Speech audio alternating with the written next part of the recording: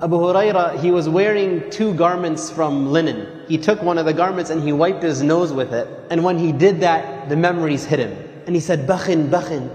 Bakhin, Bakhin is like, whoa, like, man, you made it. Almost like that kind of phrase. He's saying like, Abu Huraira is wiping his nose with linen. And then he mentions what his situation was like before. Abu Huraira used to be from Ahlul Suffah. Ahlul Suffah were the poor in Medina who didn't have any family, didn't have a business or a job or land to raise crops and whatnot. Ahlul Suffah, they lived in the back of the masjid. And so he says that there would be periods in my life when I would walk between the mimbar of the Prophet ﷺ and the room of Aisha radiallahu anha, and I would be so hungry that I would literally fall down and pass out. And people would walk by me, see me on the floor lying down, and they would put their foot on my neck thinking that I was crazy. He says, I wasn't crazy. All that led me to that point was extreme hunger. And he says, now I'm wearing 2 cloth garments. In another narration also in Bukhari, Abu Huraira tells us a story. He says that I used to lie down and put my stomach against something on the ground to apply pressure to my stomach.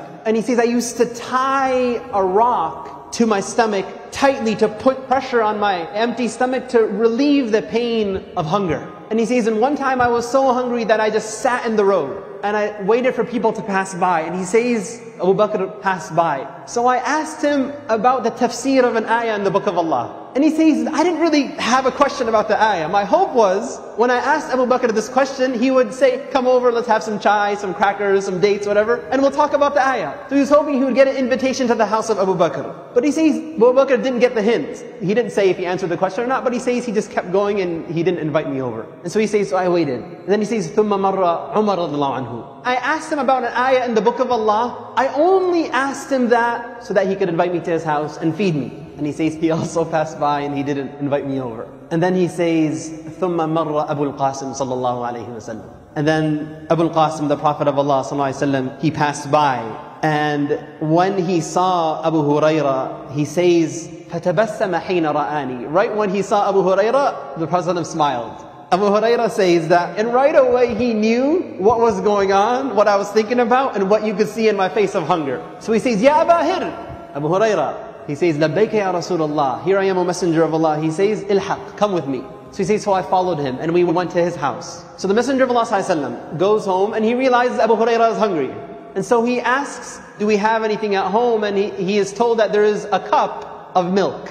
So Abu Huraira is like, okay, alhamdulillah, the Prophet ﷺ knows what's going on, I'm going to get my meal for the day. But then the Messenger of Allah ﷺ, he tells Abu Huraira, oh Abu Huraira, go to Ahlul Suffah and call all of them over. We're going to have a big party inshaAllah. Now Abu Huraira is narrating the hadith himself and he's being completely honest here. Right? He says, فَسَعَانِي ذَلِكَ.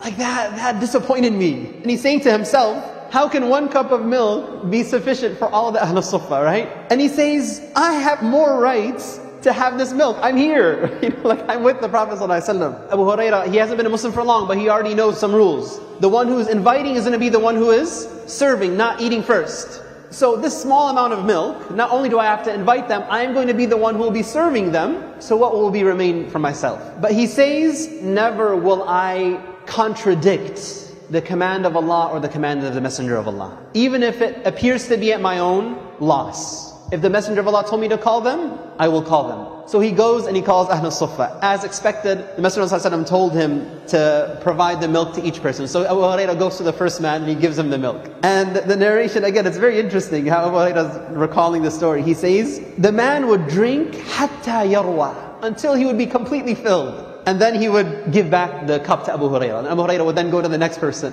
And the next person would drink and drink and drink until he was filled. Until finally everybody from Ahlul Suffah drank.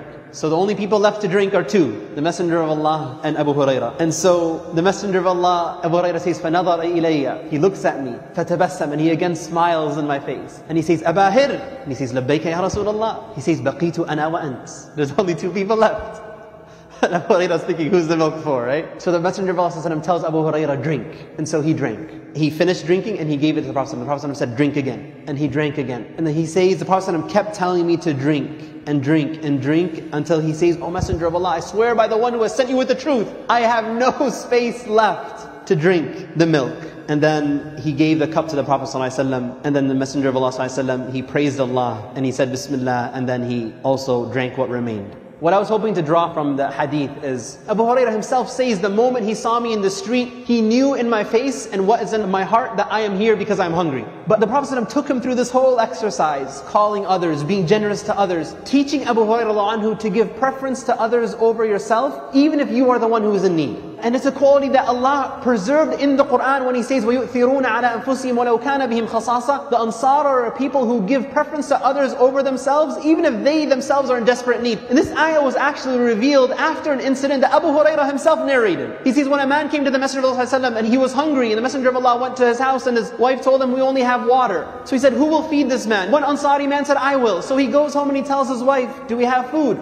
She says, all we have is something that's a small amount to feed my children.